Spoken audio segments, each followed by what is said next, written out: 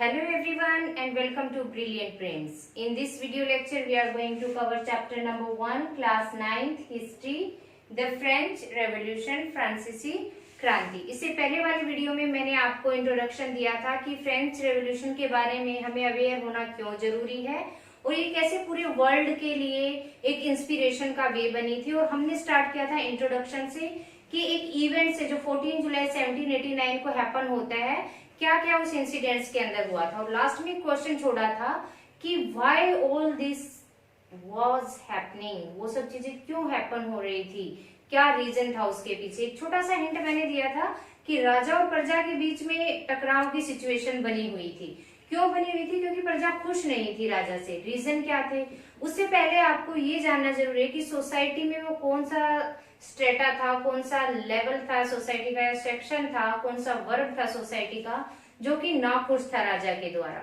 तो मैंने आपको बताया कि एंशिएंट हिस्ट्री में आज के टाइम हम डेमोक्रेसी की बात करते हैं, राइट्स की बात करते हैं, इक्वलिटी की बात करते हैं, लेकिन पुराने टाइम में ये सब चीजें एग्जिस्टेंस में ही नहीं थी। ठीक है, तो पहले क्या क्या सिस्टम था? ऑलमोस्ट हर कंट्री के अंदर डेस्पोटिज्म और मोनार्की सिस्टम होता था।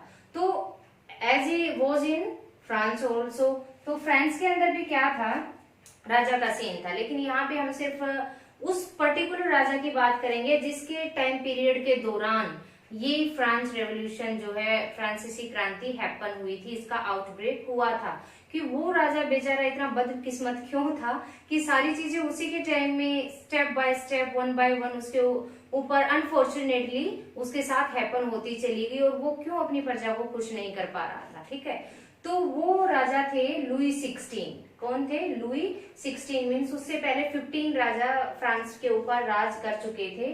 और लुई 16 जो थे वो 1774 के अंदर गद्दी के ऊपर बैठते हैं, अपना राज सिंहासन संभालते हैं। आउटब्रेक कब हुआ था रेवोल्यूशन का? 1789 में। और वो गद्दी पर कब बैठते हैं? 1774 के अंदर। ठीक है, और वो बर्बन फैमिली से बिलोंग करते थे। बर्बन फैमिली जैसे आपने एंशिएंट हिस्ट्री में पढ़े कि मुगल शासक तुगलक, ये फिरोज शाह, इस तरीके से। अगर हिंदू की समाज की भी बात करें तो मराठे हुए, जैसे इस तरीके से ये एक डायनेस्टी थी, वंश था ये।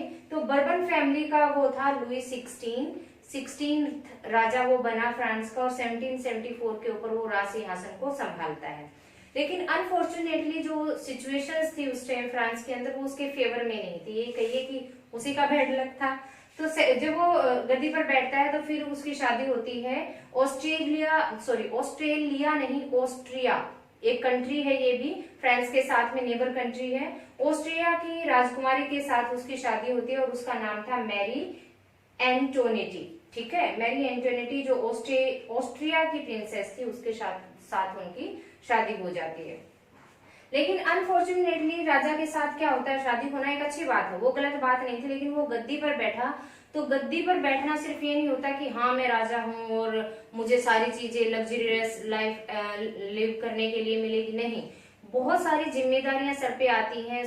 पूरी सोसाइटी के अंदर इक्वलिटी बना के रखना, लोगों को खुश रखना, उनकी जरूरतों को पूरा करना, देश की सीमाओं को दुश्मनों से बचा के रखना कि बाहर से कोई इन्वेडर आके उसके ऊपर हमला करके अपना कब्जा तो नहीं कर लेगा। तो बहुत सारी चीजें होती हैं। तो और उन सब चीजों को करने के लिए क्या चाहिए होता है? पैसा चाहिए होता है। और वो पैसा जो राजा के लिए अवेलेबल होता है वो किस में होता है? राजकोष के अंदर होता है। मीन्स राज्य का जो शाही खजाना होता है वो राजकोष के अंदर होता है। मीन्स राज्य की एडमिनिस्ट्रेटिव जो होती है उसके उनके अंडर होता है, राजा के अंडर होता है। तो क्या होता है कि upon his accession he found an empty treasury. जब वो गद्दी पर बैठता है तो जो वो शाही खजाना था जिसके बिहाफ पर कोई भी राजा किसी भी तरीके के काम करता है, अब देखो कोई भी काम करने के लिए पैसा तो चाहिए ही होता है। अब राजा कहाँ से लेके आता है? राजकोष में से। और राजकोष में पैसा कहाँ से आता है? टैक्सेस के थ्रू आता है। टैक्सेस कहाँ से कौन देता है? वहां की प्रजा देती है। तो यही वो सबसे बड़ा रीजन था कि प्रजा और राजा के बीच में असंतोष बना हुआ था। तो जब वो गद्दी पर बैठा उसके पास पैसे ही नहीं थे राजकोष में किसी भी तरह की फैसिलिटी अवेलेबल कराने के लिए। ठीक है, तो इसके बारे में हम आगे पढ़ते हैं कि आगे पढ़ेंगे डिटेल में कि किस तरीके से राजकोष में खजाना उसको खाली क्यों मिला और उसको पूरा करने के लिए, कदम उठाने के लिए वो क्या स्टेप लेता है राजा, जो आपस में प्रजा और राजा के बीच में टकराव का बहुत बड़ा कारण बनता है।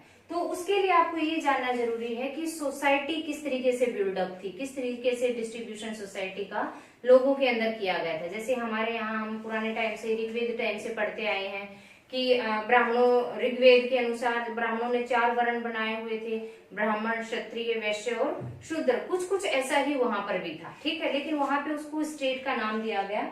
तो फर्स्ट स्टेट, जो पहला वर्ग था, स्टेट बोला जाता था वहां पे इसे, वो कैलर्गी थे। कैलर्गी के अंदर कौन आते थे? जैसे हमारे यहाँ ब्राह्मण वगैरह होते थे, तो वहां भी जो उनके चर्च होते थे, वहां चर्च होते हैं, तो वो प्रिस्ट वगैरह जो होते थे वही लोग उसके अंदर इंक्लूड होते थे फर्स्ट स्टेट के अंदर। और सेकंड स्टेट के अंदर नोबिलिटी होते थे। नोबिलिटी मीन्स बहुत रुतबा जिनका होता था लोगों का, बड़े बड़े बिजनेसमैन होते थे, अच्छा पैसा होता था, तो वो लोग नोबिलिटी के अंदर। नोबिलिटी मीन्स एक तरह से आप लगा सकते हैं कि शाही ठाट बाट वाले लोग, ठीक है। तो ये 2 स्टेट थे फ्रांस सोसाइटी के अंदर, ये सबसे अपर लेवल पे माने जाते थे, ठीक है। और इनको छूट भी दी गई थी पुराने टाइम से ही। ओल्ड रिजेम की यहाँ ये बात कर रहा है, ये क्या कहता है कि French society during the 18th century. 18th century आपको क्लियर हो गया कौन सी सेंचुरी की बात हो रही है, मैंने पहले भी बताया था। ये यहाँ से लेकर और 1800 तक जो आएगी, ये सारी 18th सेंचुरी कहलाएगी। तो उसके अंदर क्या था? ओल्ड रिजेम फॉलो किया जा रहा था। Old regime means ancient time से जो सोसाइटी के अंदर एस्टेब्लिशमेंट की गई थी कि ये कैलर्गी है, ये नोबेलिटी है, ये ऊंचे तबके के लोग रहेंगे, वही सीन चला आ रहा था 18th सेंचुरी तक फ्रांस के अंदर। और इन लोगों को क्या थे? विशेषाधिकार दिए गए थे, प्रिविलेजेस दिए गए थे। उन विशेषाधिकार के अंदर क्या था कि enjoy privileges based on birth, की इनकी रिस्पेक्ट की जाएगी, इनको बड़े ही अच्छे रुतबे के लोग माना जाएगा, सोसाइटी के अंदर कंसीडर करेंगे as that of Brahmin in our society in ancient time. और एग्जेम्पशन फ्रॉम पेइंग टैक्स, और इन्हें किसी भी तरह का टैक्स नहीं देना पड़ता था किसी भी चीज के ऊपर। ये मतलब अपनी लग्जरियस लाइफ स्पेंड करते थे और समाज के प्रति इनकी कोई रिस्पॉन्सिबिलिटी भी नहीं थी। मीन्स टू से आप ये यहाँ पर कह सकते हैं, ठीक है। अब थर्ड सेक्शन जो था, थर्ड स्टेट बोलेंगे हम यहाँ पे, क्योंकि फ्रेंच सोसाइटी में स्टेट बोला जाता है। जो थर्ड स्टेट था उसके अंदर कौन कौन लोग आते थे? देखिए यहाँ तो बहुत ही मतलब एक तरह से ये लीजिए कि फिल्टर्ड लोग थे। कितने सारे प्रीस्ट होंगे, कितने सारे नोबेलिटी होंगे, ठीक है। तो बहुत कम पॉपुलेशन थी, इनकी स्ट्रेंथ, लेकिन पावर इनके पास ज्यादा थी, कोई टैक्स भी नहीं देना पड़ता था। अब थर्ड स्टेट के अंदर कौन कौन थे? बिग बिजनेसमैन थे, थोड़े इनसे थोड़े कम, ठीक है। फ्यूडल वाला सिस्टम ये फॉलो कर सकते हैं कि बड़े बड़े जमींदार यहाँ थे। बिग बिजनेसमैन थे, व्यापार करने वाले, मर्चेंट्स और कोर्ट ऑफिसर, जो दरबार होता था राजा का, उसमें काम करने वाले मंत्री वगैरह, या जो छोटे भी तबके पे काम करने, जिनको पे मिलती थी मंथली, वो लोग थे। लॉयर्स एक्सेट्रा थे। तो देखिए हम अगर अपनी सोसाइटी का एग्जाम्पल लेते हैं, आप देखेंगे कि आज के टाइम में भी बहुत रिच भी हैं, बहुत पुअर भी है, और मीडियोकर फैमिली भी है, ठीक है। मीडियोकर क्या होती है कि ना वो बहुत अमीर होते हैं और ना बहुत गरीब होते हैं। और उन मीडियोकर्स के अंदर भी क्या होता है कि कुछ अपना काम ठीक ठाक चला रही होती है, कुछ एवरेज पे होते हैं, कुछ बिलो एवरेज होते हैं। तो यहाँ के भी थर्ड स्टेट के अंदर सेम सीन था कि ये तो वो कैटेगरी थी जो अपना ठीक काम चला रही थी, मर्चेंट्स, कोर्ट ऑफिसर्स, लॉयर्स और बिजनेसमैन।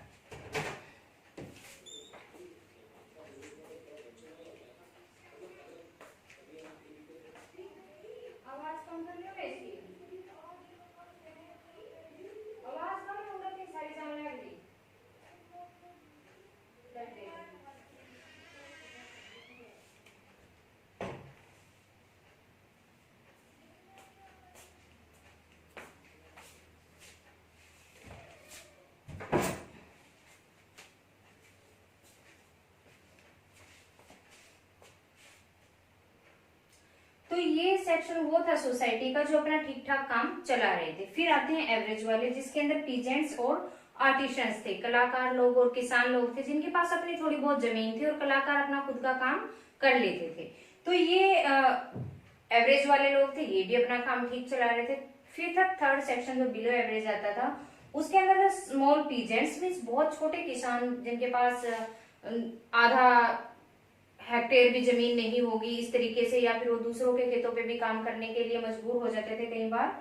और लैंडलेस लेबर, लैंड जिनके पास जमीन ही नहीं थी, वो अपनी आजीविका इधर उधर से दूसरों के खेतों पे काम करके या उनका काम करके कमाते थे। और सर्वेंट्स जो दूसरे के घरों में नौकरों की तरह काम करते थे। तो एक थर्ड जो स्टेट था फ्रेंच सोसाइटी का, ये सबसे ज्यादा परेशान स्टेट था। क्यों था? क्योंकि इनके पास वैसे भी पैसा था और प्रिविलेजेस इनको मिले हुए थे, विशेषाधिकार इनको बाय बर्थ मिले हुए थे। कोई टैक्स भी इन्हें फ्रांस की सोसाइटी को नहीं देना पड़ता था। अब ये जो सेक्शन था सारा सोसाइटी का, इसके ऊपर समाज की सारी जिम्मेदारियां थी। एक तो ये वैसे ही ठीक ठाक कंडीशन के थे क्योंकि इनका इकोनॉमिक स्टेटस अप नहीं था, और सेकेंडली जो टैक्सेस होते थे, जहां पे ये शाही राजकोष में पैसा जाता था, वो टैक्सेस भी सारे इस थर्ड स्टेट को पे करने पड़ते थे। जो बार बार राजा और प्रजा के बीच में टकराव की बात हो रही है, राजा मजबूर था कि उसके पास जब वो गद्दी पर बैठा शाही राजकोष उसको खाली मिला, और ये किस लिए उनके खिलाफ हो गए?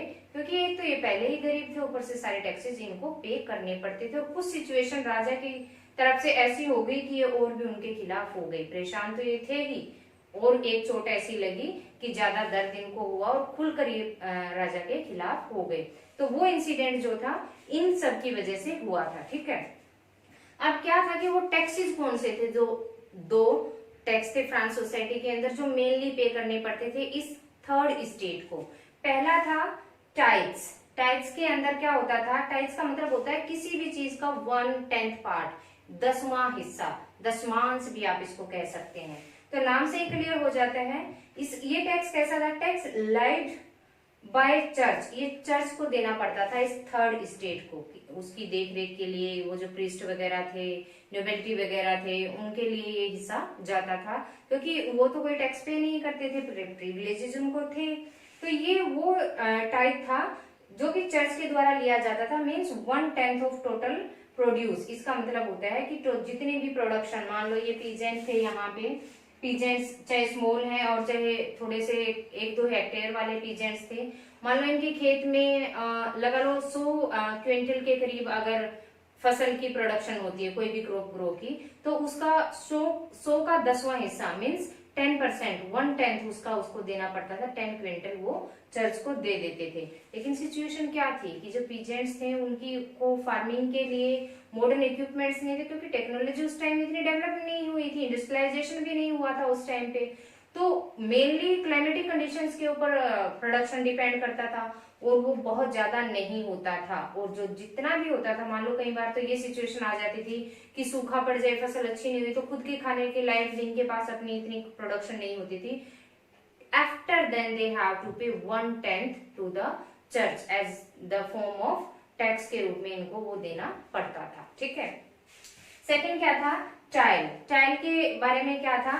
ये सीधा स्टेट को पे करना पड़ता था। स्टेट मीन्स टू से सीधा राजा को पे करना पड़ता था। ये कहाँ जाता था? राजकोष के अंदर जाता था। ठीक है, tax to be paid directly to the state, ये सीधा स्टेट को पे करना पड़ता था। ठीक है, अब ये दो तरह के टैक्स थे, इंपॉर्टेंट है ये दोनों टैक्स, आपको इनके नेम रिमेम्बर होने चाहिए। एक था आपका टैक्स और दूसरा था आपका चाइल्ड। ठीक है, तो ये सारी सिचुएशन थी जो रिस्पॉन्सिबल रही। आगे चलकर वास्ट लेवल पे ये लोगों के अंदर एंगर को उनके बढ़ाने में बहुत बड़ा इसका हाथ होता है। तो इसके साथ साथ और नेचुरल थिंग्स भी थी जो रिस्पॉन्सिबल रही राजा और प्रजा के टकराव के लिए और रेवोल्यूशन के लिए, उन्होंने एज ए रिजल्ट काम किया। तो नेक्स्ट वीडियो लेक्चर के अंदर हम सर्वाइवल के बारे में पढ़ेंगे कि कैसे लोग सर्वाइव कर रहे थे जिंदा रहने के लिए। ठीक है, और किस तरीके से वो फ्रेंच रेवोल्यूशन से लीड हुआ, रिलेट हुआ। नेक्स्ट वीडियो लेक्चर में हम ये कवर करेंगे। Till then keep watching, kindly like, subscribe and share my video. Thank you.